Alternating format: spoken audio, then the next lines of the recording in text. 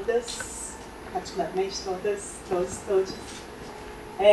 Então, eu queria chamar, na verdade, para sentar aqui comigo na mesa, para a gente conversar sobre o documentário Mulheres, Ciência, Luta de Mulheres. Então, eu queria chamar a Sabrina Ferigato, aqui da UFSCar, que vai conversar com a gente sobre o documentário, e também a Maíra Goulart, da UFRJ. Meu nome é Mônica, quando eu me apresentei, Mônica Estival, aqui da UFSCar também. E eu represento a UFSCar no Observatório do Conhecimento, que produziu o documentário que a gente assistiu agora e sobre o qual a gente vai falar agora. Bom, queria agradecer também a Fernanda Castellano, que preside a UFSCar, pela oportunidade, né, de fazer esse evento no dia de hoje e passar o documentário para a gente assistir, para debater, fazer o convite, organizar, né? Em nome dela, agradeço a todas e todos que trabalharam, a Fábio está aqui, todas as meninas, enfim, todo mundo que colaborou nesse processo. Então, quem quer falar primeiro? Vocês? A gente não combinou nada, né? Você? Então tá. Então a Maíra Goulart, da UFRJ, que é hoje a coordenadora do Observatório do Conhecimento, né? Vai abrir o debate, a conversa sobre o documentário. Oi, gente. Tá funcionando? Posso falar? Beleza. Gente, muito obrigada novamente por organizar esse evento, né, por me convidar. É um prazer estar aqui. E a realização desses lançamentos é a realização do propósito desse documentário, né? Que é abrir espaços de reflexão sobre a subrepresentação das mulheres dentro da ciência. Mas antes de eu começar a falar do documentário e dessa questão, né, que motiva a produção do documentário, que é chamar a sociedade para discutir sobre essa subrepresentação, eu vou falar um pouco da subrepresentação das mulheres na política, que é um objeto de estudo meu. Eu atuo como coordenadora de um projeto que chama Mulheres Eleitas. É um coletivo de mulheres que estudam, que se debruçam sobre o seguinte paradoxo. Em 2018, a gente teve um aumento expressivo na representação de mulheres dentro do Congresso Nacional, sobretudo na Câmara dos Deputados. Nós fomos de 55 para 77 deputados. Esse é um aumento muito expressivo, ainda mais quando a gente tem como pano de fundo os avanços moleculares na representação de mulheres, mesmo com a aprovação de uma série de leis que visam promover políticas de ação afirmativa para mulheres na política, seja através de reserva de vagas nas nominatas, né, nas listas de candidatos dos partidos, seja através de reserva de recursos do fundo partidário e do fundo eleitoral para o financiamento da campanha de mulheres, reserva no tempo de televisão. Uma série de mecanismos legais foram aprovados sem que a gente tenha observado, par e passos, uma progressiva representação, um avanço não molecular, né? Porque os avanços ocorrem, mas eles são moleculares, né? O avanço da representação de mulheres nas prefeituras, nas câmaras dos vereadores, como governadoras, né, em espaços de poder político. Mas, em 2018, a gente tem esse evento fora do padrão.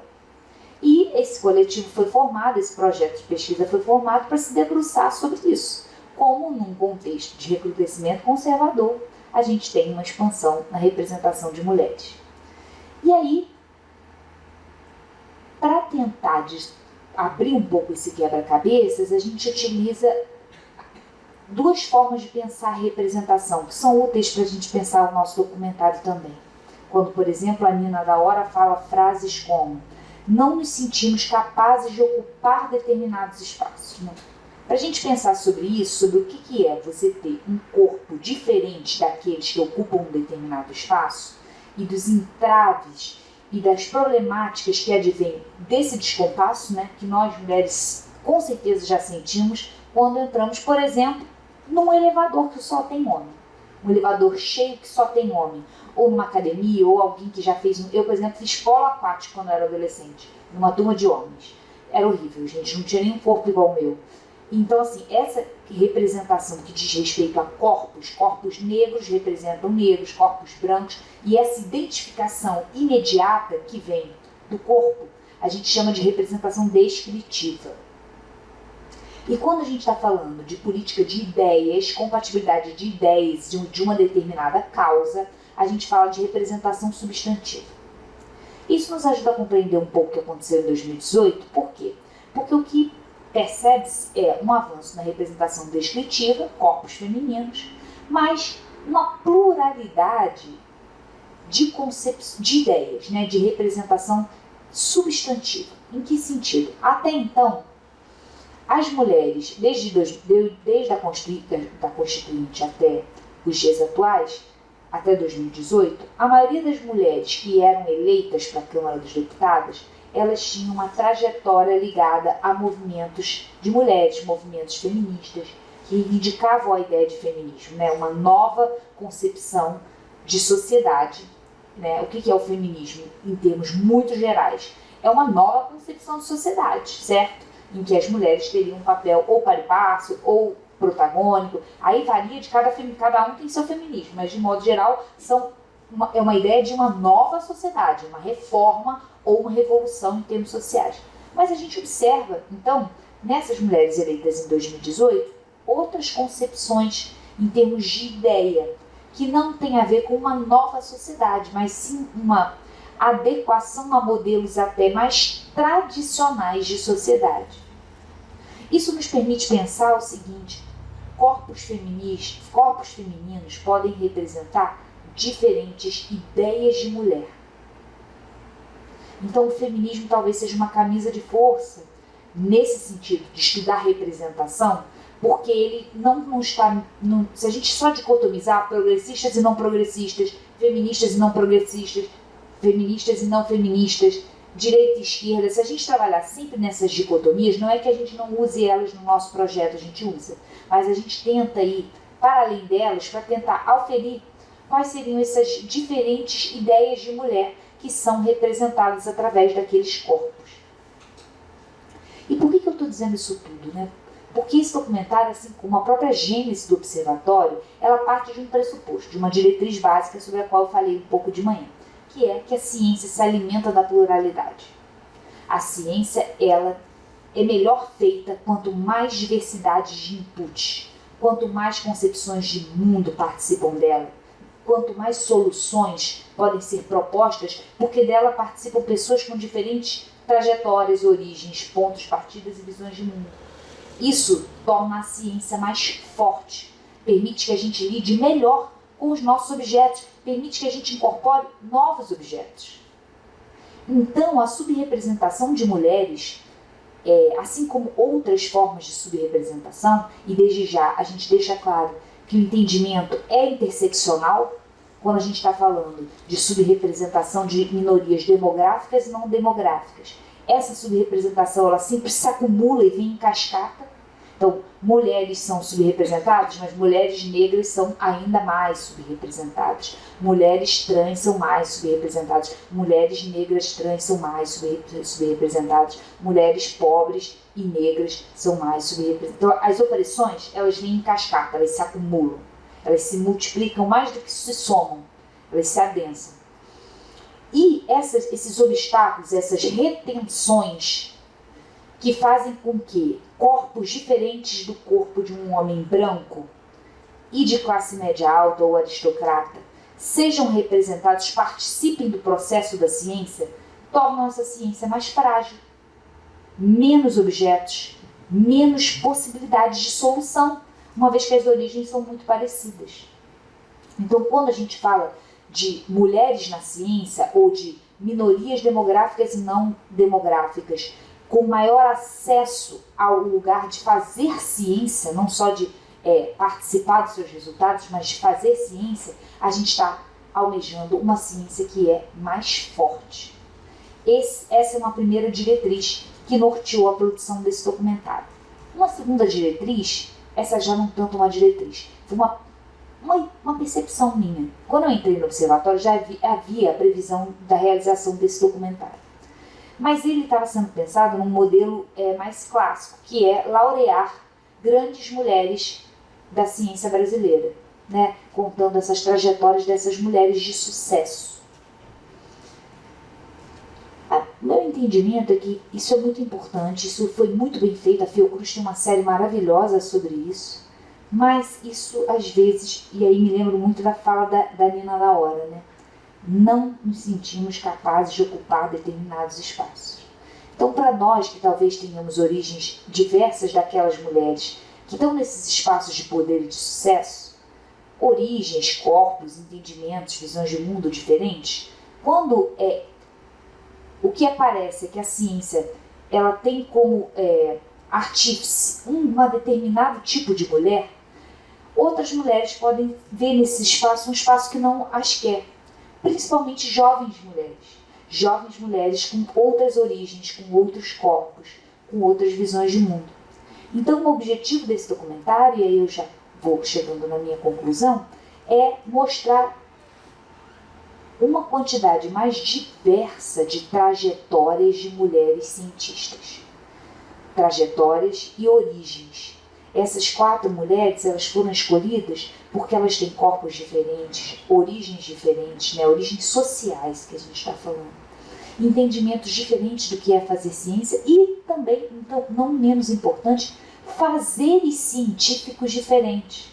Isso é importante para a gente atrair jovens mulheres, jovens meninas, né? Porque às vezes elas pensam assim, não, eu sou muito agitada, eu não aguento, esse negócio de ciência tem que ficar no microscópio, não aguento ficar sentada. Aí a gente mostra uma mulher que faz ciência no Rio Amazonas não, no Rio, não sei qual é o nome do Rio, mas é no Pará, um rio imenso, uma coisa aberta. A outra é médica, atua na área de saúde pública, teve um forte envolvimento político, então para aquelas meninas que se identificam com a militância, talvez isso seja importante, mas não todas têm militância. Então a gente tentou pegar esse espectro bem diverso, do que tem a Nina, por exemplo, não é professora universitária, então a gente tentou mostrar também que não é, embora a universidade pública seja o principal local de produção da ciência, ela não é exclusiva, né? Você não precisa ser professor, que isso também é uma preocupação que aparece muito nessas jovens meninas, né? Eu não quero ser professora, eu não quero isso. Mostrar que tem ciência para todo mundo, para todas as aptidões. E esse foi um pouco o nosso objetivo, eu espero que ele tenha sido bem sucedido. Então, só para retomar, eu agradeço muito por esse espaço, porque como eu disse no início, né, esse espaço é a realização do nosso propósito, que é chamar a sociedade para refletir sobre esses temas, sobre a importância da gente lidar com a subrepresentação de mulheres em espaços de poder, sejam eles quais forem. Enfim, obrigada novamente, gente, boa noite.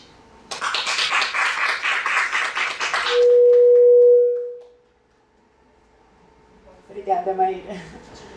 Eu acho que bom, Sabrina, vou passar a palavra para você e depois a gente abre para uma conversa, um debate. É claro que já dá vontade de, enfim, perguntar 1000 coisas, mas Sabrina, contigo e depois a gente conversa. Obrigada, Mônica. Obrigada, Maíra. Está funcionando aqui, gente? Não sei se tinha que estar com alguma luzinha, que aparentemente não está, mas enfim. Bom, queria primeiro agradecer ao sindicato, a Feira, a Flávia, que entrou em contato comigo, a Maíra, a Mônica, que estão aqui comigo na mesa. É um prazer ouvir. Fiquei extremamente emocionada ao assistir o documentário. Então, eu queria parabenizar inicialmente todas as participantes, os participantes dessa produção tão cuidadosa e tão necessária, porque eu acho que, por mais que a gente aqui se disponha a teorizar sobre ele, né, sobre esse documentário, eu acho que essa força do audiovisual para se comunicar para fora da academia e produzir outras estéticas de comunicação também para dentro da academia são fundamentais. Então, já de antemão, parabenizo e fico muito feliz de estar podendo assistir aqui em primeira mão esse documentário que eu já vou querer muito reproduzir em outros ambientes. Como eu estava falando para vocês antes, eu preparei um textinho aqui para dialogar com vocês hoje, embora não seja muito minha prática de fazer textos para essas falas, mas quem me conhece aqui também sabe que eu falo mais que o homem da cobra ou que a mulher da cobra, né? E aí achei que poderia me ajudar hoje a construir um texto aqui que eu denominei, que eu intitulei como Por um Devir Mulher na Academia, Tessituras de Saber, Fazer e Cuidar. E quando eu escrevi esse texto, escrevi esse texto antes de assistir o documentário e por sorte, a gente dialoga muito, o meu texto com esse documentário, mas então eu construí esse texto um pouco a partir dessa encomenda de pensar as mulheres na ciência, a luta das mulheres na ciência, desde também do meu lugar de uma mulher da ciência que não estuda necessariamente o objeto, as mulheres na ciência, mas também tem sido atravessada muito por esse tema, e eu acho que esse texto vai tentar trazer um pouquinho desses atravessamentos. Então, os lugares em que estive desde que pisei pela primeira vez em uma universidade sempre me provocaram reflexões sobre o lugar da mulher na ciência. Não apenas sobre onde ela se encontra, mas sobretudo como ela está nesses locais que conquista ou que ela se propõe a estar. Quais são as possibilidades concretas para que elas se realizem em plenitude em seu saber fazer e em seu fazer saber? Não estou aqui falando hoje com vocês indiferente ao fato de que eu tenha sido criada pela minha avó materna, uma mulher afetuosa, porém semi-analfabeta, e por minha mãe, uma mulher muito trabalhadora que cursou apenas o ensino médio, enquanto meu pai tenha completado sua faculdade de economia em uma carreira relativamente bem-sucedida. Tanto para a geração da minha mãe quanto para a minha, com diferenças contextuais e históricas, conciliar a carreira docente com o casamento e a maternidade não é uma opção simples. Faço essa referência pessoal para lembrar o quão novo é a inserção massiva de mulheres nas universidades no Brasil e afirmar que essa novidade não nos livrou de todas as dificuldades da sobrecarga, de duplas jornadas, ou triplas jornadas, como disse a colega, e de esforço extra para o reconhecimento acadêmico. Trata-se, assim como vimos no documentário, de uma luta histórica que vive em constante movimento pulsatório, de expansão e contração, de avanços e retrocessos. Meus encontros pessoais e com o ambiente acadêmico tiveram uma trajetória singular, desde a qual eu me permito falar com alguma propriedade. Meu encontro com as áreas da terapia ocupacional, saúde mental e saúde coletiva. Nesses 3 lugares, a presença da mulher sempre foi muito marcante. Como se sabe, as ciências da vida e da saúde são marcadas muito fortemente pela presença das mulheres, tanto no âmbito acadêmico quanto assistencial. Ainda mais, especialmente quando se fala sobre produção de formação e cuidado em saúde. As milhares de profissionais de saúde que morreram na linha de frente dessa pandemia, sobretudo as mulheres das equipes de enfermagem e de limpeza, não nos deixam esquecer disso. Reforço a maioria das mulheres, mais especialmente quando nos referimos à formação e cuidado, pois sabemos que mesmo no campo da saúde, que contém uma maioria de mulheres, os espaços de gestão e do alto escalão da produção de pesquisa ainda são majoritariamente ocupados por homens. Na minha graduação, esse recorte de gênero era atravessado também por um recorte de raça e classe. Terapeutas ocupacionais eram e ainda são majoritariamente mulheres brancas, ocupando-se de pensar a atividade humana e suas interfaces com os processos de exclusão e inclusão social. Atividades humanas, como sabemos, marcadas pela cultura capitalista, que é indissociada da produção de subjetivação machista, racista, heterocisnormativa, capacitista e colonial. O departamento em que estou inserida, por exemplo, que é o DTO, não possui nenhum docente homem. Hoje, contamos com 27 docentes mulheres, das quais apenas uma é negra, nenhuma é indígena e nenhuma é uma mulher com deficiência. Na saúde mental, o campo no qual desenvolvo a maior parte das minhas atividades de pesquisa e extensão, o recorte de gênero também se fez presente. Não apenas pela maioria de profissionais mulheres, mas especialmente pela surpreendente reincidência de investidas históricas pela normatividade do comportamento da mulher na saúde mental, tanto na esfera da atenção quanto na produção de conhecimento. Li com meus próprios olhos relatos antigos em prontuários de internações involuntárias de mulheres em manicômios por serem prostitutas, por venderem sua virgindade, por perderem sua virgindade antes do casamento, ou serem consideradas loucas por seus comportamentos tidos como inadequados. Todos esses relatos, respaldados por discursos pseudocientíficos, e todos esses corpos tidos como objetos de estudo e de pesquisas psiquiátricas. Mas também li relatos atuais de construções diagnósticas pautadas na heterocisnormatividade, como a cura gay, pela esmagadora representatividade masculina entre os grandes pesquisadores e pensadores reconhecidos como referência no campo. Testemunhei o sequestro por parte do Estado dos filhos de mulheres em uso de substância psicoativa, a violação do direito à maternidade para mulheres em sofrimento psíquico, esterilizadas sem consentimento. Vivi a psiquiatrização da reação de mulheres a vivências de violência de gênero, estudei a culpabilização da mãe pelos transtornos mentais de seus filhos em referenciais teóricos consagrados no campo psíquico. Nesse mesmo campo, uma das mulheres brasileiras, protagonista da luta antimanicomial, a alagoana doutora Anísia da Silveira, teve seu nome vetado em 2022 pelo presidente da República para compor o rol de heroínas da pátria. Pátria Mãe Nada Gentil. Dona Ivone Lara, música e profissional da saúde mental negra, que atuou ao lado de Anísia da Silveira no enfrentamento da loucura confinada, tendo a arte como instrumento de cuidado, teve seu nome completamente secundarizado na história da saúde mental brasileira. História esta, escrita majoritariamente por homens brancos. Esta objetificação do corpo da mulher também se repete no campo da saúde como um todo. Mulheres que por anos foram reduzidas a alvo de políticas de saúde focados em sua saúde sexual e reprodutiva. Uma ciência da saúde da mulher que produziu como efeito fenômenos como a violência obstétrica e que não deu a devida importância à violência de gênero como determinante sociocultural do processo de adoecimento de mulheres na saúde, no Brasil e no mundo. Mas essas mesmas mulheres continuam sendo cuidadas majoritariamente por mulheres, profissionais docentes e pesquisadoras da saúde, que, no entanto, seguem reproduzindo muitas vezes as regras da cultura patriarcal e disciplinar que insiste em perseverar. No entanto, essa história está mudando, sempre esteve, e estamos cada vez mais fortes enquanto mulheres no enfrentamento dessas injustiças e desses equívocos históricos.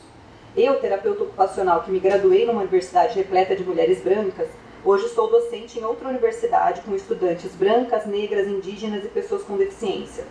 O tema da pesquisa na saúde também está se modificando. As múltiplas interseccionalidades que atravessam a produção científica estão cada vez mais em evidência, embora ainda de forma contra-hegemônica. As políticas de saúde da mulher incorporaram dimensões mais amplas do processo de produção de saúde e a humanização da pesquisa e da assistência se faz com o protagonismo de mulheres. Mulheres que cuidam. Cuidam por serem profissionais da saúde, cuidam por serem mulheres. Cuidam da saúde, cuidam de suas casas, de seus familiares, cuidam de sua profissão, cuidam umas das outras.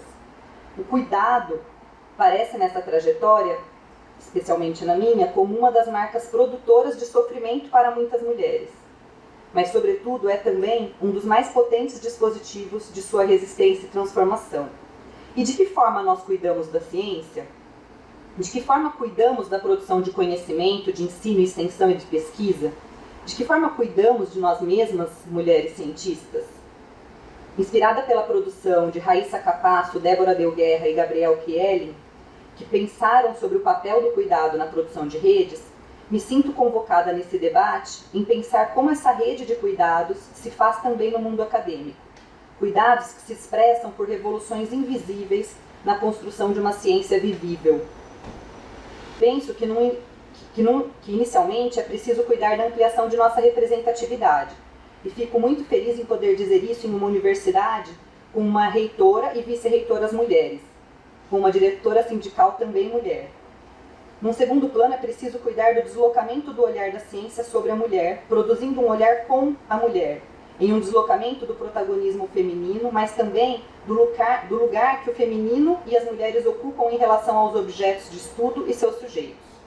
Imagino que é preciso cuidar da construção de espaços para o acolhimento e enfrentamento das situações de violência institucional praticada contra as mulheres no âmbito acadêmico, e vejo que o sindicato tem um papel fundamental nessa ação.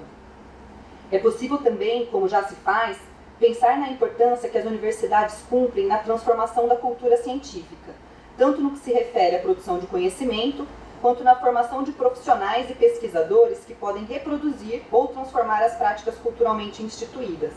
Para isso, a instauração de processos de humanização e democratização dessas instituições ou dos espaços de trabalho acadêmico também são medidas urgentes de cuidado. Cuidamos dessa humanização acadêmica quando impedimos o silenciamento do tema e das próprias mulheres nos nossos espaços de trabalho, como estamos fazendo hoje. Quando construímos políticas e programas inclusivos com ações pró-equidade de gênero, raça e afirmação das diversidades. Quando ampliamos nossa comunicação interna e externa, ou seja, precisamos nos perguntar como as universidades dialogam com as meninas nas escolas e entre si dentro das universidades. Como dialogamos com os homens para que eles reconheçam seus privilégios e se disponham a abrir mão deles? Cuidamos dessa humanização quando fomentamos a divulgação científica de pesquisas de mulheres sobre mulheres com mulheres. Quando articulamos nossas pesquisas e atividades de extensão a movimentos sociais e espaços comunitários nos territórios em que a vida acontece. Cuidamos das mulheres nas ciências quando restituímos a memória daquelas pioneiras cientistas que nos antecederam e foram invisibilizadas, quando marcamos o protagonismo das nossas pesquisadoras e docentes contemporâneas. Cuidamos de nós mesmas também quando narramos, denunciamos e enfrentamos as dificuldades e obstáculos que meninas e mulheres enfrentaram para chegar até aqui e enfrentam até hoje para persistirem nessa jornada em seu dever cientista, especialmente mulheres que enfrentam outras formas de exclusão que se somam ao machismo, como o racismo, as discriminações regionais, de classes e outras desigualdades que se produzem em diferentes relações de poder. A zona de fronteira entre cuidado e produção de conhecimento se faz mais importante do que nunca em contextos políticos como os que atravessamos agora. Um contexto inflamado pelos discursos de violência e de morte, de precarização das políticas públicas. Nesse contexto, a irrupção da atividade de cuidado é condição de sobrevivência não só para as mulheres nas ciências, mas para a sobrevivência da ciência enquanto dispositivo produtor de vidas que façam sentido. Sabemos que em diferentes territórios, dentro e fora da academia, as políticas e práticas que colocam em sua centralidade a produção de vida são sustentadas por mulheres. Mulheres prenhes de mais vida, mais do que de mais-valia. Nessa esfera, as redes de cuidado, na maioria das vezes protagonizadas por mulheres, se invisibilizam. Mas, subterraneamente, seguem se capilarizando, tecendo sutis possibilidades e ações para a vida perseverar. No espaço acadêmico não é diferente. Essa sustentação tem um custo. Cuidar produz subjetividades e corpos. Cuidar consome a própria vida. E nem sempre essas mesmas mulheres recebem um cuidado recíproco das instituições e grupos que elas sustentam. Ao contrário, paradoxalmente, cada vez mais aumentam os relatos de denúncias e violências contra as mulheres nesse espaço, desde o seu trote de entrada na graduação até a pós-graduação. Ao mesmo tempo, esse cuidado, por vezes, delimita e, por vezes, amplia um lugar social para essas mulheres no território científico, assim como o lugar da ciência e da universidade em suas próprias vidas. Como resultado desse processo, muitas vezes mulheres cientistas só percebem-se cuidadas quando mergulham seu próprio corpo no cuidado coletivo por elas constituído. Cuidam de si ao cuidar dos outros, pelas beiradas, já que fortalecer territórios de cuidado na universidade amplia não só a própria produção científica em sua dimensão ética e estética, como fortalece nosso caminhar, o caminhar de colegas, das nossas estudantes, nossas filhas, netas e meninas que virão. Separar a atividade acadêmica do cuidado é a forma de fazer ciência instituída por homens brancos ao longo da história. É separar a produção de conhecimento da produção de vida cotidiana. Pensar uma ciência com dever mulher, construída por homens, mulheres e por toda a diversidade que ultrapassa esse binarismo, é compreender que produzir conhecimento é cuidar, e cuidar é produzir conhecimento. Nessa perspectiva, o sentido de cuidado vai além da noção de estarmos disponíveis, de nos sobrecarregarmos com duplas jornadas e com a falta de reconhecimento ou representatividade. O cuidado na academia reside na limpeza de um equipamento dos laboratórios, na preparação de comes e bebes, na preservação da ambiência institucional, no registro de atas, na construção de espaços de pausas e lugares para convivialidade, até a publicação de papers que se importem em construir diálogos entre pares e entre cientistas e sociedade que façam essa vida mais vivível. Produzir comum, produzir uma ciência que só existe por ser necessariamente compartilhada, partilhada com. Mas também é importante que essa tessitura, muitas vezes silenciosa e invisível, irrompa para os espaços de visibilidade e poder institucional. Não por mais poder, mas para poder mais. O cuidado precisa habitar os espaços da gestão, da formulação e implementação de políticas educacionais de ciência e tecnologia. E os espaços sindicais. Essa insurgência é cada vez mais expressiva no espaço acadêmico e científico, com o potencial de construir redes de fazer, saber, cuidar. A pandemia foi uma expressão importante desse processo. Mulheres como vocês com quem me reúno hoje, honram sua atividade científica e também o histórico de tantas outras brasileiras que nos antecederam, como Lélia Gonzalez, Conceição Evaristo, Cecília Donângelo, Berta Lutz, Virginia Apger, Enedina Alves Marques, entre tantas outras. Como diz o ditado, mulheres são como rios, crescem quando se encontram. Que bom encontrar vocês hoje. Seguimos juntas.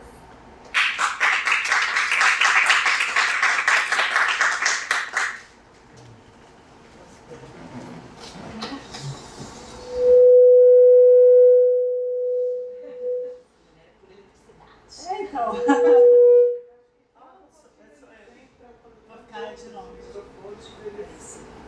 Dá pra falar assim? Não, já? Aproxima um pouco mais agora, vamos ver se. Oi. Oi. Agora deu. Bom, obrigada, Sabrina. É muito potente, muito emocionante o teu texto. E se é texto, se é fala, realmente não importa nada, porque, né, trouxe pra gente assim, um conteúdo muito profundo. Eu vou. Você quer que eu desligue aquele lá, Fernanda? Talvez. Deu, né? Melhorou? Aparentemente. Bom, enfim. Eu vou abrir a conversa pra gente trocar uma ideia, impressões, né? Provocações, enfim. Como é que é? Se juntar nesse rio, todo mundo que quiser e puder, mas eu então vou começar propondo, queria pensar algumas questões junto com vocês, Sabrina e Maíra. Veja só, essa coisa, primeiro, né, do corpo, do que você chamou de representação descritiva, né, os novos corpos que estão, enfim, nos espaços, a importância desse movimento, né, um movimento simbólico absolutamente fundamental. E é muito curioso, porque a gente fala de corpos, né? A Grada Quilomba tem uma entrevista em que ela diz o seguinte, né? Como a representação do conhecimento, ela é dada geralmente uma homenagem para, enfim, não, um pensador, geralmente homem, branco, é um busto, né? Então é algo sem corpo, no fim das contas é uma cabeça, né, de um homem branco e sem corpo, não tem nenhum tipo de, enfim, de vida, né, de vivacidade. No final você falou muito, acho que disso, Sabrina, de um jeito muito interessante, que é também a quebra da separação, da distinção entre fazer ciência e a vida. Então, também nesse sentido, né, quer dizer, é um corpo que é permeado por milhões de coisas. Então, pelo conhecimento, por fazer científico ou não, né, eu sou da filosofia, falar em ciência já me dá um certo desconforto, mas de todo modo, isso, né, não é separada da vida. E é isso que muitas vezes o tema, eu acho, né, da mulher, do feminismo, torna imediato. Porque são as experiências, então, nas duplas, nas triplas jornadas, né? O corpo carrega tudo isso a todo tempo, né? Parece que é muito mais explícito. Bom, nesse sentido, queria saber o que vocês acham sobre dois pontos. O primeiro, justamente sobre a ideia da representação, né? Então, tudo bem, a representação descritiva, eu acho que ela está, né, para usar os seus termos, né, na verdade, não conhecia essa distinção, mas se eu entendi bem, é um pouco isso, né? A representação descritiva, ela é esse modo de estar, eu chamei de simbólico, mas também não é bom, porque é o corpo, afinal de contas, né? Aquele que permite identificação do ponto de vista do gênero, aquele que permite identificação do ponto de vista da raça, aquele que permite identificação, enfim, né? Indígena e etc. Então, isso acho que ok, né? O assunto que ele traz. Agora, a representação chamada substantiva de ideias, que tem que ver com um projeto que você apresentou, Maíra, eu queria entender melhor o seguinte, eu achei muito curioso, você falou assim, desde a redemocratização até, sei lá, as últimas eleições, até 2018, há um movimento de algumas mulheres ligadas muito ao movimento feminista, a feminismos diversos, e depois, curiosamente, sabe, tem uma virada, você tem uma quantidade muito grande, não é isso? de mulheres se colocando e não necessariamente ligado a movimentos feministas. E eu queria entender se vocês, como é que vocês veem isso do ponto de vista, assim, isso é bom ou ruim no limite? Porque eu acho excelente de um certo ponto de vista, e de outro, eu queria saber o que vocês pensam. Por quê? Qual que é o nosso horizonte enquanto mulheres, feministas, etc.? Não é justamente prescindir de que essa seja exclusivamente a nossa pauta, embora seja uma pauta que a gente carrega na experiência, nos próprios corpos, né? No estar, no fazer, no fato de estar aqui, mas que possa estar nos espaços de representação, né? Legislativo, executivo, independentemente do assunto direto, imediato que está abordando. Ou seja, a representação descritiva, ela vai estar lá, ela continua lá. Entende? Assim, então eu queria saber o que vocês acham. Eu fico pensando se a curiosidade, né? Ela a gente perdeu algo, a gente perdeu o feminismo que estava, ou a gente ganhou algo, né? Que de repente é justamente a possibilidade de estar ali, se manter ali, os corpos, né? Aqui a gente, né, fazendo ciência, podendo acompanhar, podendo ser um departamento só de mulheres, né? Como você disse, Sabrina. E não tem que discutir necessariamente apenas, né? Não é pouco, mas enfim, deu para entender, né? Então essa é uma primeira questão, e uma outra muito mais rapidinha, falo bastante. É o segundo ponto que você trouxe, Maíra, que é a escolha, né? Então, do modo da realização do documentário pelo Observatório do Conhecimento. Eu acho muito curioso, e é muito interessante que dialoga com todos os exemplos de grandes mulheres que a Sabrina trouxe, né? Quer dizer, pelo que eu entendi, o primeiro projeto era justamente, então, Inês da Silveira, Lélia Gonzalez, várias mulheres, né, que ela citou, seria mais ou menos o primeiro projeto, que depois vocês pensaram que é um projeto, então não, sei lá, gente como a gente, né? E tal. E aí o que eu queria perguntar para as duas, assim, eu acho que quase que rebate na primeira pergunta, porque simbolicamente, né, isso do ponto de vista descritivo, né, é isso. Mas será, veja só, no documentário elas falam muitas vezes, bom, o meu desejo de ler, a minha vontade, né, a maternidade me deu força. No fundo são histórias que deram certo, é isso que eu queria dizer.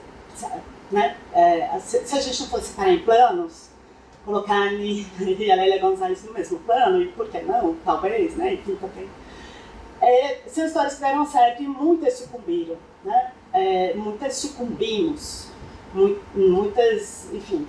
E aí eu fico pensando isso, né, quer dizer, são histórias de sucesso. Eu acho que é fundamental ter feito esse movimento, porque ele tem esse objetivo de incentivar, de chamar, falar, venha, tem espaço, né, vamos fazer, se quer fazer, não fazer. Tem isso que eu acho que é fundamental no momento político como o nosso, justamente.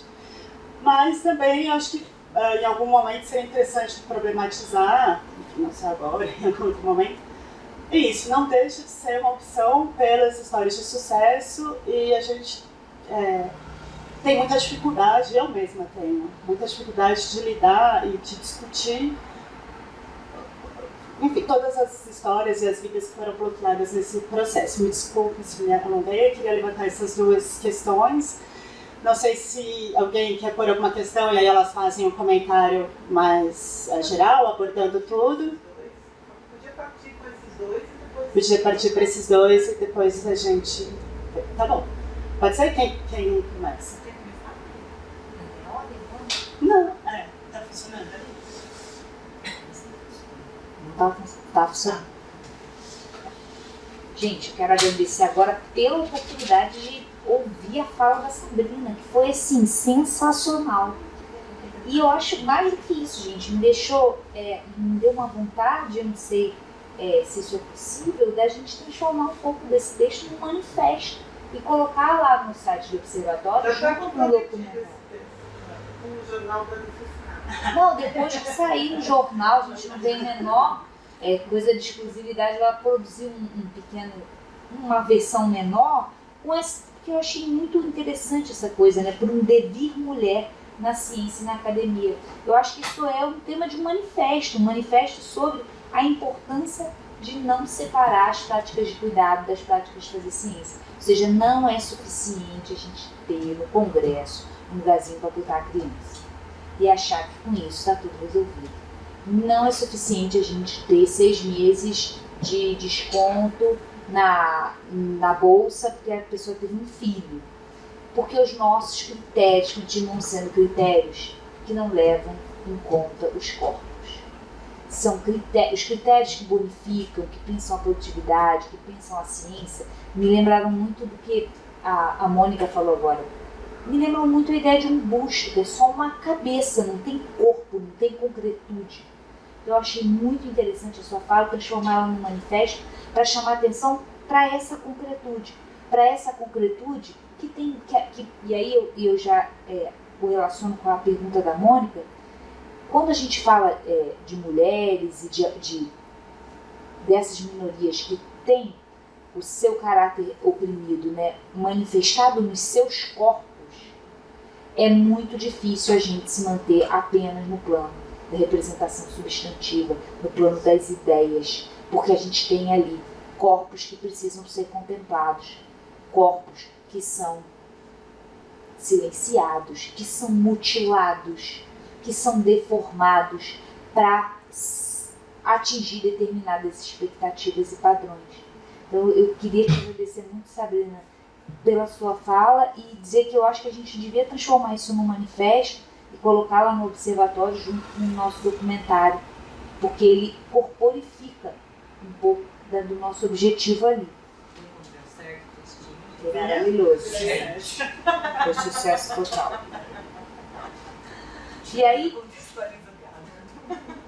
pensando na pergunta da Mônica, né, eu já respondi sobre essa importância de você, que é impossível a gente pensar em determinados aspectos só em termos de ideias, porque eles são gravados nos corpos, então a dimensão descritiva ela se faz necessária e premente. Mas tinha uma outra coisa que eu queria responder. A escolha das personagens, trajetórias de sucesso. Então, o critério não foi as mais bem-sucedidas nas suas áreas. Foi mesmo, a gente pensou em personagens. E aí fomos buscar pessoas que conseguissem espelhar esses personagens que a gente pensou na nossa cabeça. Então a gente foi para a realidade para buscar esses personagens que falassem de família, de cuidado, de idade, de descompasso geracional, de militância. Então a gente foi buscar essas pessoas que corporificassem esses personagens. E eu encerro dizendo que essa pergunta é muito importante, Mônica, porque isso apareceu muito nos nossos debates antes de fazer o documentário, que é a ideia de a gente não quer falar de superação de obstáculos, porque os obstáculos eles não são superados. Um corpo feminino não é um obstáculo que pode ser superado, é o meu corpo, eu não quero superar ele. Né? É a minha trajetória, é a minha origem, eu não quero superar a minha origem. É mais como lidar com esses obstáculos e denunciá-los, quando é o caso. Enfim, obrigada novamente, gente, pela oportunidade maravilhosa e por esse texto lindo. Para mim também foi uma delícia te ouvir, Maíra. E a Mônica também. Me risquei um monte de conceito filosófico aqui, tá? O devir mulher mesmo é do Gilles Deleuze, essa ideia, né, de devir mulher. Mas eu acho que você traz uma questão que é super importante e que também dialoga com algumas questões filosóficas, né, a própria noção de representação, enfim, que eu acho que são questões que eu tenho me colocado que eu não me sinto com a propriedade filosófica para debater com uma filósofa sobre isso, mas eu vou tentar aqui, vou me arriscar. Eu acho que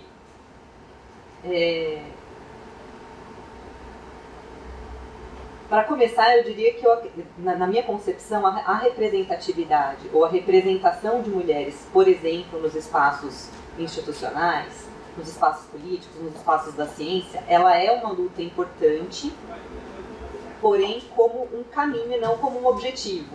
Eu acho que a representação ela deve ser vislumbrada como um meio e não como o objetivo final.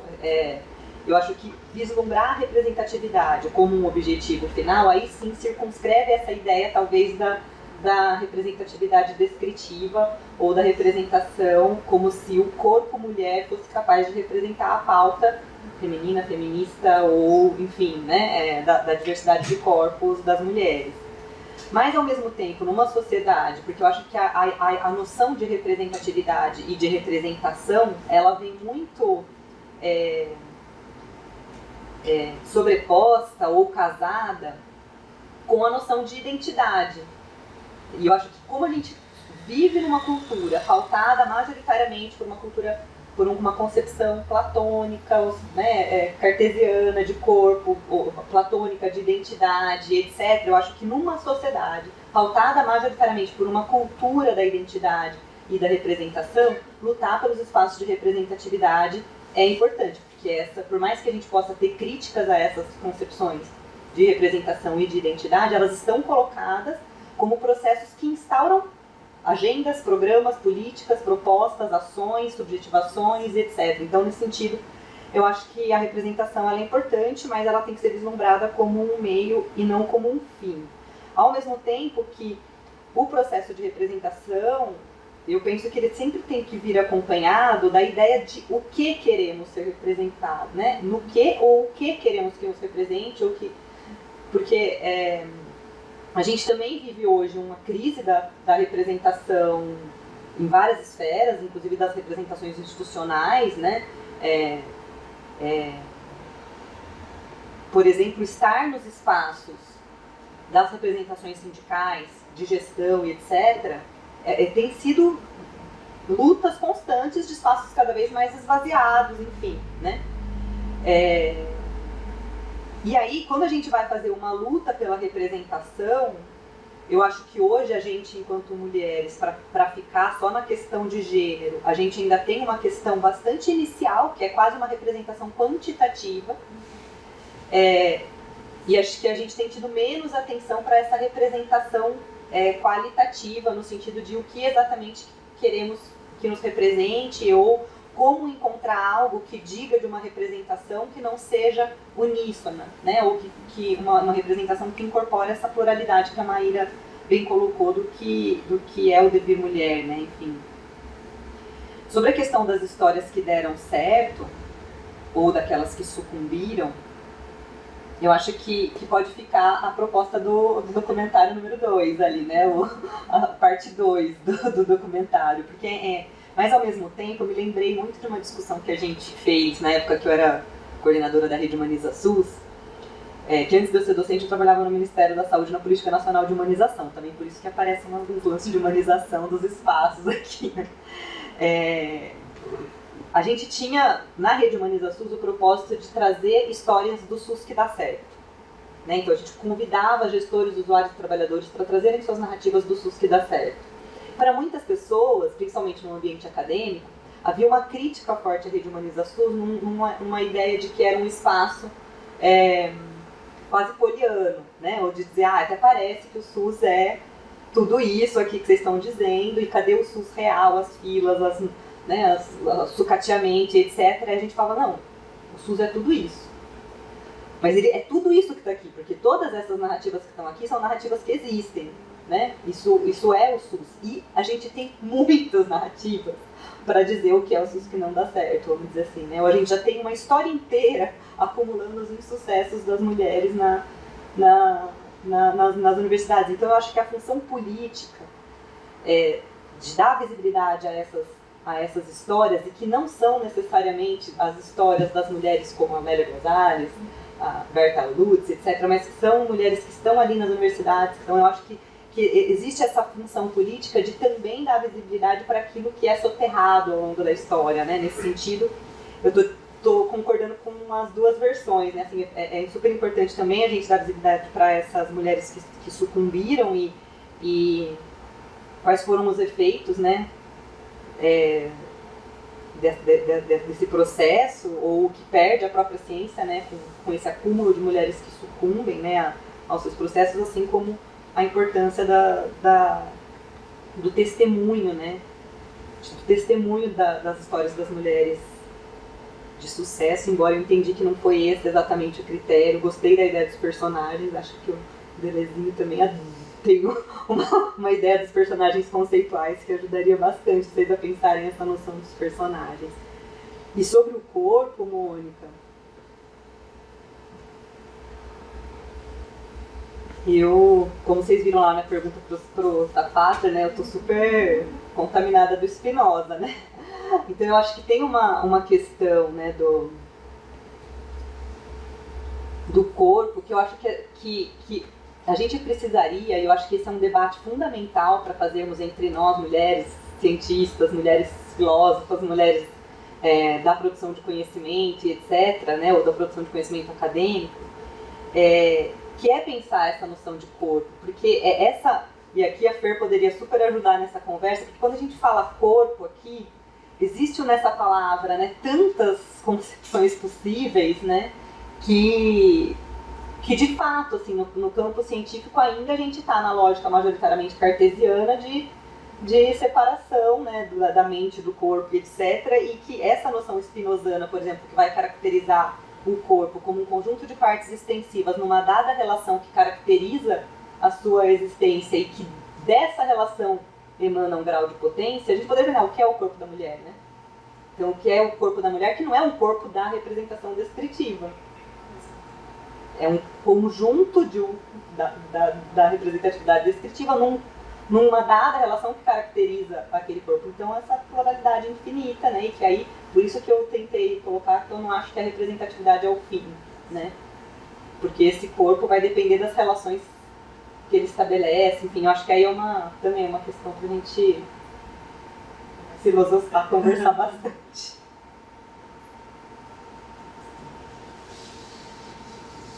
Adorei. Queria ouvir, mas estava curiosa pensando enquanto vocês estavam falando, né? Porque a coisa da representação é muito curiosa, porque de uns tempos para cá, talvez desde a virada do século XXI, uma série de movimentos, né, de manifestações que tem a primeira pessoa, né? Então, fulano não me representa, eu não me sinto representada. Sendo que a representação, né, historicamente, conceitualmente, seria algo justamente que expressa, né, numa certa unidade, aí um conjunto de vontades, uma vontade geral, você pode falar milhões de coisas, mas, de todo modo, né, esse meio, assim, não em meu nome, né, ou na greve aqui em 2016, né, tire seu cadeado do meu direito, não era isso? Acho que é uma coisa assim. Enfim, tinha uma frase assim, muito típica.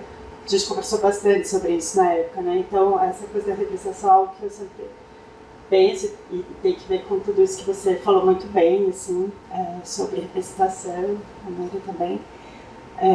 E sobre, te ouvindo também, Sabrina, eu percebi que foi talvez mal formulado. Eu não sei como pensar, mas espero que a gente tenha vários encontros para pensar isso juntas, que não dá para fazer essa dicotomia, né? Sucesso e não sucesso. Né? Porque, afinal de contas, primeiro que é um trajeto, e a gente sabe, né? O trajeto vai, tem sofrimento, vem, vai, faz. E também optar por outra coisa, eventualmente, né? Por que não? Por que o sucesso está na ciência, está na academia? Não, né? Então, não sei, acho que na verdade muita coisa talvez eu tenha formulado de uma maneira um pouco dicotômica e ruim desse ponto de vista. O que eu quis dizer é de que né? E aí sim, não tem as condições abertas, as portas abertas para poder estar nesse espaço. Fernanda, alguém? Oi? Então venha, vou fazer a pergunta, acho que no microfone. É porque tem a gente.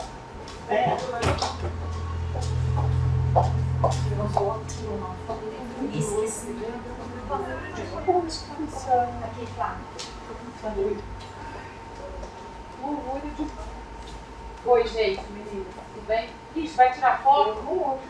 Tira a foto do meu loiro aqui. Eu amei.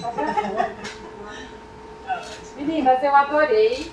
Eu tenho uma provocação e um relato, né? Vou começar pelo relato. Eu dou aula de linguística. É uma ciência bastante nova, né?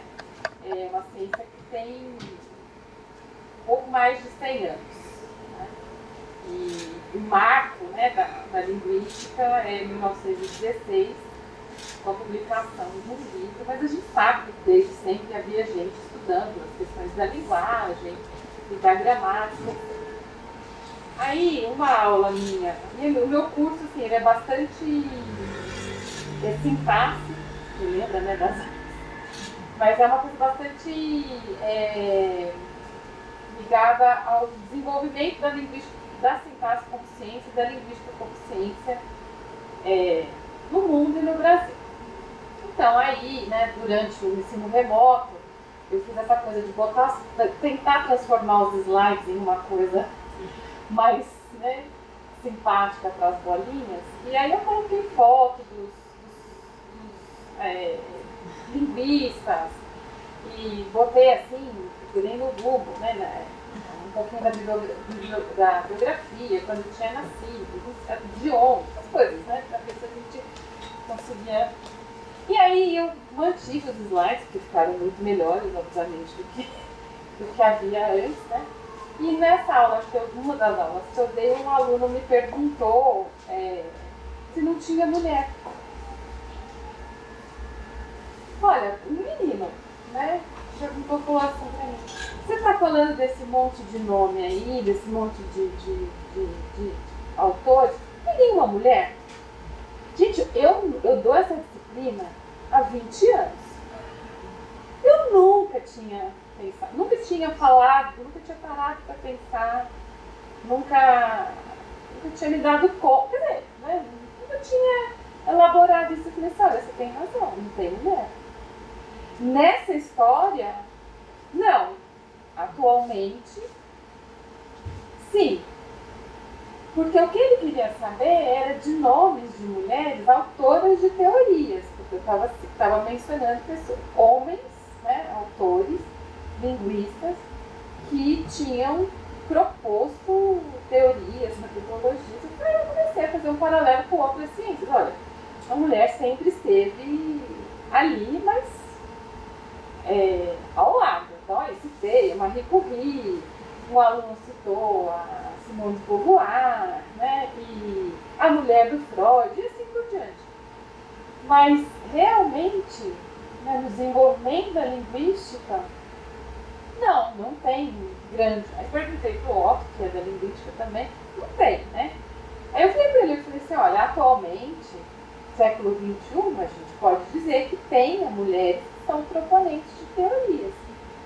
Mas, de fato, é uma coisa que, né, tem muita... Porque ainda fez outra provocação para mim. Porque professora tem muito.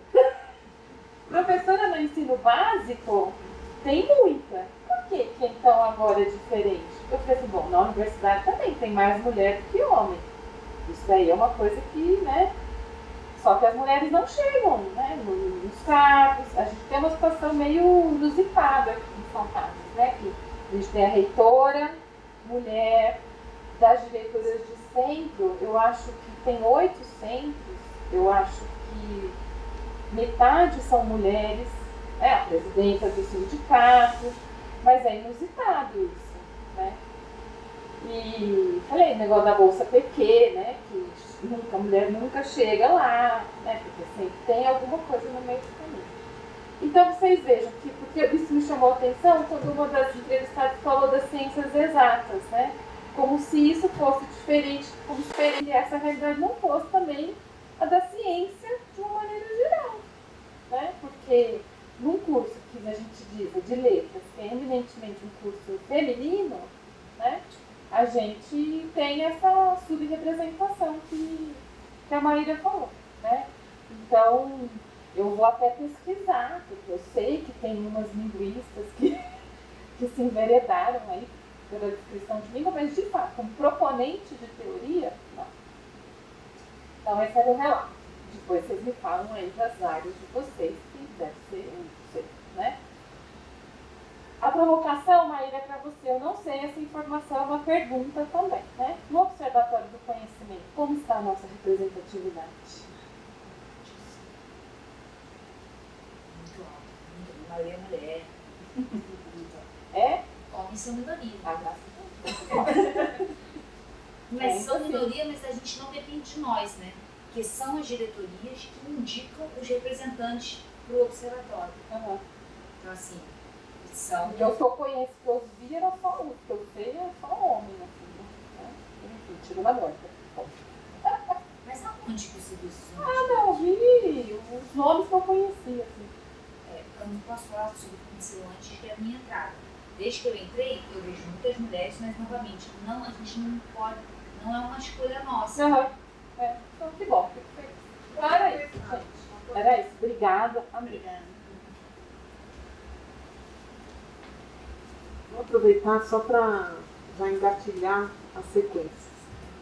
A partir disso que a Flávia falou, a história que a gente sempre fala, né? Falar de quem cria a narrativa, né? Quem conta essa história e quem passa as teorias, né? Por exemplo, também você falou dos linguistas, mas se a gente voltar um pouquinho na historiografia brasileira, do nosso campo, a gente também não tem mulheres gramáticas no começo do século. É tudo homem, é tudo gramático. Tanto que a palavra gramática é como matemática. Você fala, é matemático, você se identifica como o homem que estuda matemática. A matemática é a disciplina.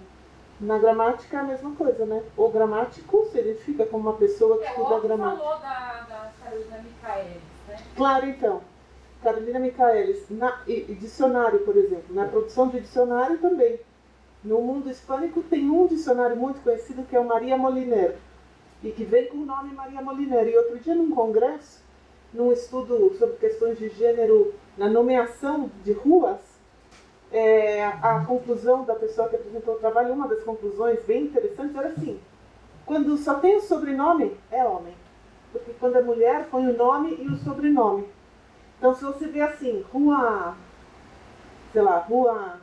Caxias, é porque era Antônio Caxias, Manuel Caxias. Se é mulher, é Maria Caxias. Dona Alexandrina. Isso, Alexandrina, por exemplo, só o primeiro nome, né? Essa pessoa fez um estudo sobre ruas de uma cidade. Qual era a cidade? Era Bahia Blanca, na Argentina. Bom, eu fugi do assunto, na verdade o que eu queria colocar é o seguinte. A partir disso tudo, né, que a gente está falando, algo que eu venho pensando muito, porque ouvi já pessoas dizendo assim: a universidade vai deixar de ser universidade se outros grupos entrarem, né, com relação às cotas, por exemplo.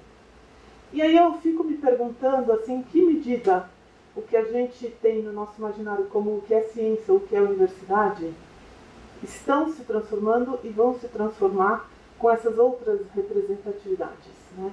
com esses outros corpos, com essas outras identidades, né? Porque eu particularmente acho que, inclusive quando eu ouvi isso, meu impulso foi dizer: e que bom que vai deixar de ser universidade. Meu impulso, né? Porque se o modelo é um modelo de universidade, não sei, o nosso deve ser o francês do século não sei o quê, é bom que não seja mais universidade. Mas enfim, queria ouvir um pouco vocês sobre isso. Se essa tensão entre essas relações com os novos corpos, as novas identidades, a nova representação, vai estar colocando em xeque o que é ciência e o que é universidade. Primeiro, só para responder o seu relato, Flávia, rapidinho, você pegou todas as áreas, né? Então, antes de passar para elas responderem, eu vou te dizer que na filosofia, várias mulheres estão com uma iniciativa muito interessante há algum tempo, é um grupo muito forte, que estão fazendo todo um trabalho, tem uma enciclopédia com verbetes, uma reconstituição dos cânones. E aí eu vou te falar que se você me perguntasse alguns anos atrás, eu diria: não, a filosofia também não tem, só tem homens, e eu estou descobrindo que não. Então, assim, tem um processo, justamente, quem escreve a história, um processo de historiografia, que elas estão trabalhando em cima disso. Então, tem uma página, filósofas, eu não vou lembrar certinho, tem um prêmio Amphoff, né? Enfim, tem um prêmio Amphoff Mulheres Filósofas. Então, assim, tem todo um movimento dentro da área, né? Já você fez a pergunta a partir do relato, pelo menos da filosofia eu posso dizer isso, todo um movimento muito forte, muito interessante. O que eu diria que a filosofia, ela é estruturalmente, na ideia de filosofia, ela machista, entende? Não é, às vezes não é só que é isso, né? O primeiro ponto, uma disciplina, primeiro a gente vai na quantidade, depois a gente vai, né? Então, é todo o movimento que vai junto, mas tem um trabalho muito bonito sendo feito nesse sentido na filosofia. Bom, quem quer responder primeiro? Deixa eu primeiro voltar a dialogar com essa coisa do cânone, porque eu na ciência política, todo mundo dá aula de teoria, né? No caso, eu dou aula de teoria. E na teoria política, a gente tem que dar 15, 16, 17, 18 século, né? E nesse momento, a separação, não existia essa ideia de ciência política, então que a gente dá são filósofos, né? E aí eu, sei lá, fui formada, então eu vou começar com um relato, vou fazer um relato e vou coisar. Então eu fui formada para dar aula do quê? Maquiavel, Locke, Platão, Aristóteles, sei lá, quando muito, não, eu ia falar de alguma mulher, quando muito, nenhuma mulher, gente. Aí começou a haver essa demanda pela inclusão da gente, não apenas através de comentadoras, porque é claro que eu uso o texto Eunice Eustanque para falar do Hobbes, mas para tentar incluir nos cânones mulheres, né? Aí o que fazem a gente fazer? Estudar, né? Aí fui estudar América Cavendish, fui estudar Wollstonecraft, e aí eu vi que naquele contexto, por exemplo, que o Rousseau estava escrevendo, havia mulher escrevendo sobre os mesmos temas e impactando no diálogo. Na época, por exemplo, que o Hobbes estava escrevendo, a América Cavendish também estava escrevendo e estava impactando no debate também. O Descartes, por exemplo, tem várias cartas, ele tem esse lance de cartas, né? E aí, muitas cartas para os homens e muitas cartas para mulheres, mas a filosofia ela acabou se atendo às cartas escritas para os homens e invisibilizando as cartas que eram escritas para as mulheres. Essas mulheres, a Wollstonecraft e a Cavendish, mesmo a Madame Stael, elas são invisibilizadas e elas tinham incidência nos seus respectivos debates. Então, essa parte não foi o relato. O relato era sobre a minha trajetória pessoal. Eu comecei na teoria política, fiz minha graduação, eu era da área de teoria política, no mestrado eu era da área de teoria política. Até que eu percebi o seguinte, gente, não tem nenhuma mulher na área de teoria política onde eu estudava.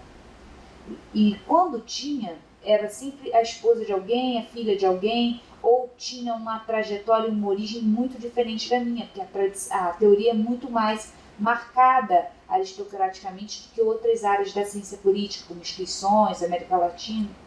E aí eu fui migrando de área sem muita consciência, eu fui começando a estudar outras coisas e fui me sentindo mais confortável, eu achava aqueles espaços mais agradáveis, aquela galera é mais divertida, eu frequentava com aquela galera. E aí depois, muitos anos depois, que eu percebi, gente, me afastei tanto da teoria, por que será que foi?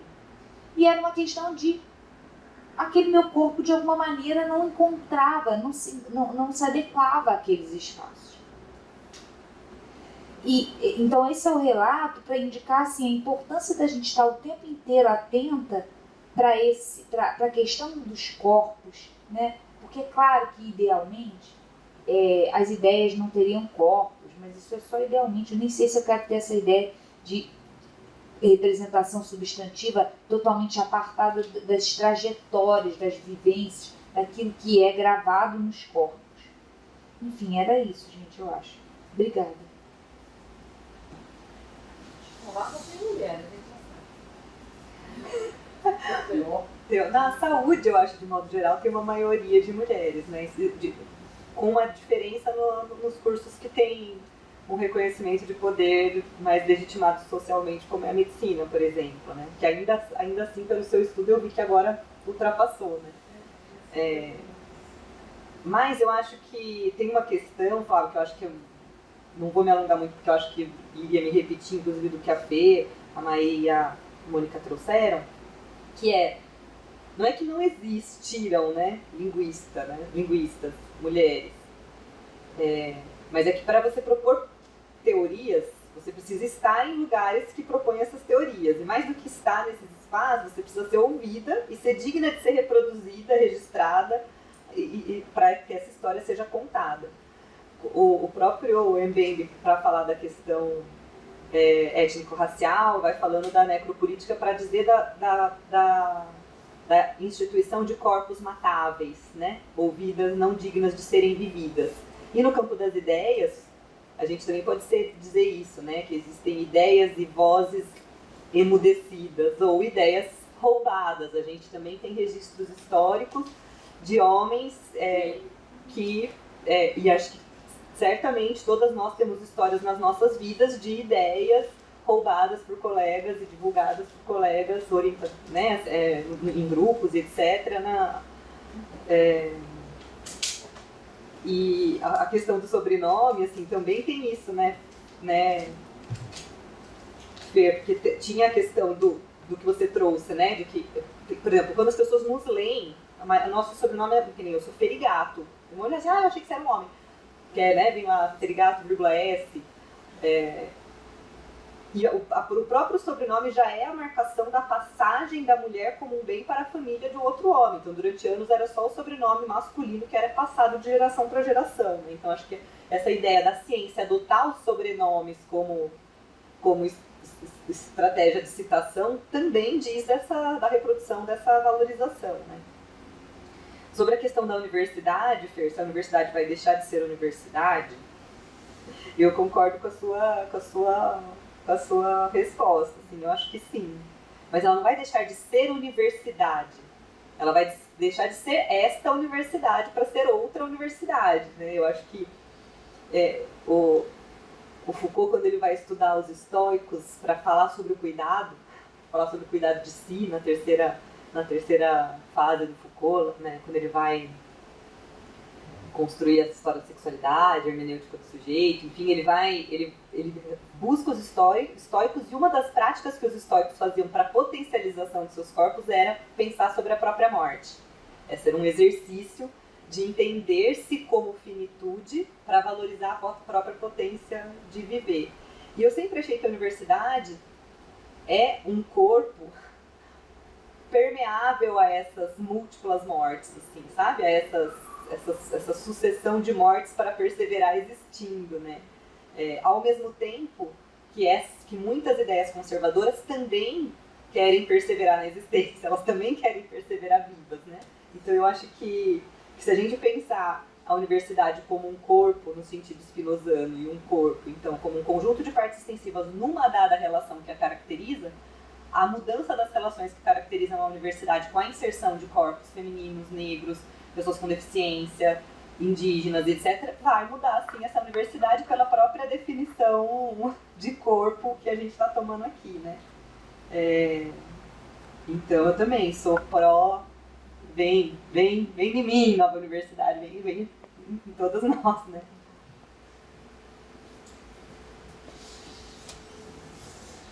Bom, Bernarda, se me conhece, não aguento não palpitar. Mas acho interessante sobre essa questão, né, do muro. E sabe uma coisa que eu sempre me pergunto, em diversos momentos, a ideia de extensão, quer dizer, seria no tripé, né, pesquisa, ensino e extensão, supostamente a relação da universidade com a sociedade. Eu sempre achei essa separação muito esquisita. Como assim tem lá a sociedade, a universidade, na universidade, sabe assim? Tipo, um pouco... E em vários movimentos de luta, ou de guerra, assembleia, enfim, vários movimentos políticos também, a gente às vezes fala, não, porque a gente tem que fazer alguma coisa na praça para sair, né, da universidade, ou, enfim, ou trazer cursos de extensão. Muitas vezes são 5 ou 10 vagas que se abrem num curso. Se não estou criticando, acho ótimo, mas também, assim, né, não vai fazer um trabalho num determinado local. Assim. Então, tem uma coisa que eu acho que é muito difícil de lidar, ela não é tão um muro ali que separa, e eu acho que a gente precisa pensar sobre isso.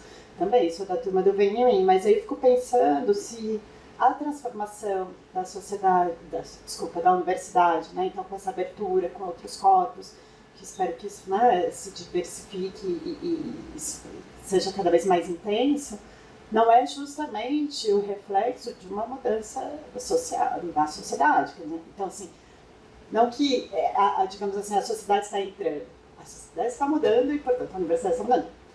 Quer dizer, ou esteve, né? Agora parou um pouco, porque a gente teve um período em que isso, né? Mas, Espero que em breve a gente retome essa transformação, tanto da universidade como expressão de uma mudança social, da sociedade.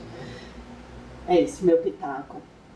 Alguém, vamos encerrar então? Maíra, tudo bem para você? Tudo bem? Sabrina, eu queria só abrir para vocês poderem, né, dar um tchau assim, no final. Mas antes disso, já vou agradecer imensamente. Nossa, tanta gente, enfim, de novo, através, né, da Fernanda, a todo mundo que se mobilizou, que trabalhou, que fez, né, um lanche muito gostoso, por sinal. Quem está vendo virtualmente não teve oportunidade de experimentar o chá. E a Sabrina e a Maíra que toparam participar desse debate, a todo o pessoal do Observatório que participou da produção do documentário. Super agradecer a possibilidade de estar aqui na mesa, de ouvir, de conversar, de publicar. Então, Maíra, contigo, depois Sabrina, e aí a gente encerra. Beleza, eu vou agradecer novamente o convite e dizer que, assim, é mais do que uma satisfação pessoal, e é uma satisfação pessoal estar aqui, ouvir vocês, conhecer uma nova universidade, mas é mesmo o objetivo não só do Observatório, mas desse documentário, essa conversa aqui. Ela já realiza o nosso propósito. Então, assim, e é muito interessante porque, geralmente, né, os meus diálogos são com meus pares, ou dentro das ciências sociais, ou dentro da ciência política, ou mesmo com a filosofia, mas esse percurso aí do observatório, do documentário, mas sobretudo a nossa inserção no movimento sindical, ela nos permite ter uma outra ideia, né, de universidade, outros espaços de diálogo muito mais plurais do que aquele que a gente normalmente fica dentro do nosso campo discutindo aquela linha lá da obra do autor que a gente estuda. Então, assim, me alimenta estar em espaços como esse. E eu também quero agradecer muito a Natália, que ela ficou vendo as coisas da minha passagem, não sei o quê, que assim, isso reforça uma fala da professora que apareceu no nosso documentário, que ela fala assim, é sempre são sempre mulheres cuidando de mulheres. E é isso, né? A nossa vida é essa, mulheres nos cuidando e a gente se cuidando reciprocamente. Então eu queria agradecer a Natália por ter cuidado de mim, a Mônica por cuidar de mim muito, a gente está sempre junto lá no observatório, a Fernanda por ter me levado para almoçar, foi ótimo. Então assim, eu estou me sentindo muito cuidada e quero agradecer por isso. Também quero agradecer muito, parabéns Observatório, a do Fiscar por esse evento, que seja o primeiro de muitos. Obrigada, foi ótimo estar com vocês.